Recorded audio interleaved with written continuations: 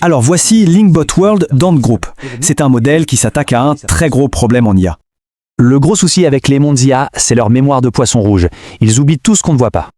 On appelle ça l'oubli catastrophique. Et franchement, ça casse toute l'immersion dans un monde virtuel.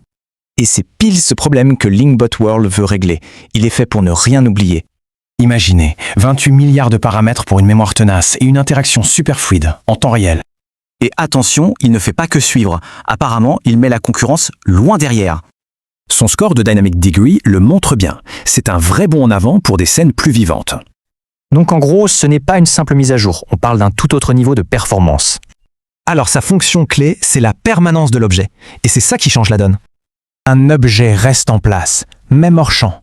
Le monde continue de tourner sans qu'on le regarde. Et ce n'est pas qu'une vidéo à regarder, c'est un espace où on peut se balader librement. Le résultat, c'est super réactif. On dirait presque un jeu vidéo de nouvelle génération. En plus, le modèle est malin. Il capte le contexte et adapte les règles de la physique. Son moteur physique s'adapte au style. Ça passe du mode jeu vidéo à un réalisme total. Il peut tenir une vidéo stable et cohérente pendant 10 minutes. Ça pulvérise les records précédents. Alors comment ça marche, cette magie? Le secret, c'est l'architecture et l'entraînement du modèle. C'est un entraînement en 3 temps, vidéo, règles du monde et puis la vitesse. Couche par couche.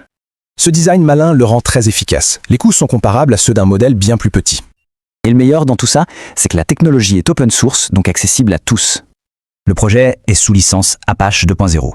Ça ouvre la voie à plein de créateurs et développeurs.